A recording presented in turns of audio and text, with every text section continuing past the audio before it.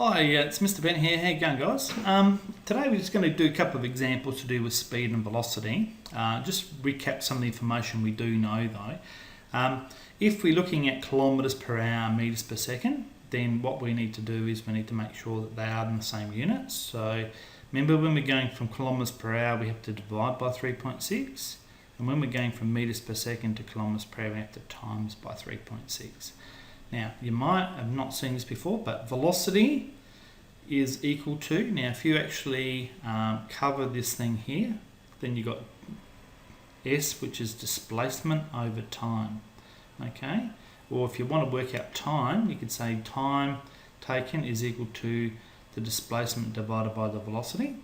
And if you wanted to work out the displacement, that's equal to the velocity times by the time. And we'll show you how that works. And then we know that the speed of something is the distance that you travel over the time. Now, when this next bit equates to all stuff that we do in physics, so general problem-solving strategies. So the problem-solving strategies are generally, you have to read and then reread the problem.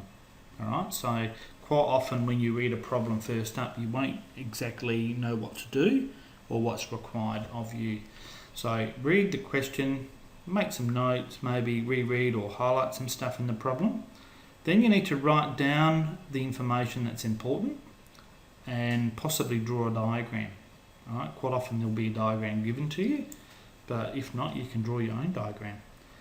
Next thing you need to do is make sure that all the units that you've got, all the values that you've got, have to have the same compatible units. So they don't always have to be in SI units, but the general rule is, if you're unsure, make them all SI units, and then you will find that you'll get the right answer.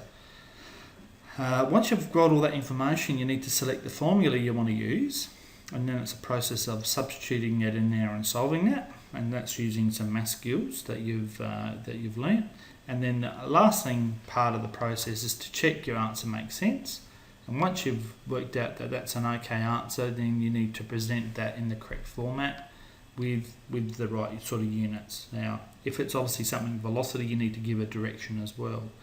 All right, so let's have a go at an example. So a car travelling 400 kilometres north in 5 hours, what is the average speed of the car? Now, I could change this to metres per second, and make it 400,000 metres, and then make the 5 hours equal to how many seconds that would be.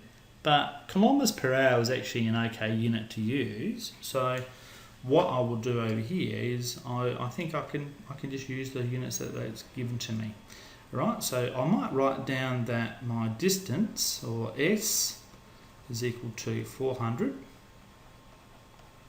kilometres. I generally like to write things on the left hand side. My time is equal to 5 hours. Right, so therefore the speed is equal to the distance over time, and so that's going to be equal to 400 over 5, which works out to be equal to 80 kilometres per hour, or you might see that written as kilometres per hour. Alright, so there's lots of ways of doing it, but that's pretty efficient setting out. Alright, so in terms of what you've got to do there, so we know that if you travelled 400 kilometres in 5 hours, you'd be travelling at an average speed of 80 kilometres per hour. In the second example here, we're going to be working out the speed and the velocity. Alright, so we'll have to use those two formulas. Okay, so the first example, if we're looking at the speed of A to C, so we have to look at the distance. Now this is travelling in metres. Okay, this is on a time, we haven't put the units on there. So if we're looking at the speed, that's equal to, now the distance from A to C is from -4 to 2, and that's going to be 6 metres. So that's 6 metres all over, the time takes us 3 seconds. So that's going to be 2 metres per second. Alright, so that's our answer there. If we're looking at our velocity for this example, then that's going to be equal to, well, we're travelling to the right, we'll be travelling the positive direction, we're travelling 6 metres, so that's our displacement, 6 metres over the time, which is 3, and that's equal to 2 metres per second to right. Okay, or in fact, by having the fact that we've got plus 2 metres per second, it means it's travelling to the right direction anyway. So example number 2, what would be the speed and velocity going from B to D? Okay, so from B to D we're going from 5 to -1. Okay, so if we do our speed, we're travelling 6 metres again in 2 seconds, and so therefore that's travelling at 3 metres per second. We're looking at our velocity. In this particular case, we're travelling from 5 metres to -1 metres, so we're actually travelling backwards, or to the left, we're going 6 metres in 2 seconds. That's going to be either -3 metres per second. So you if you just leave it like that, that's fine.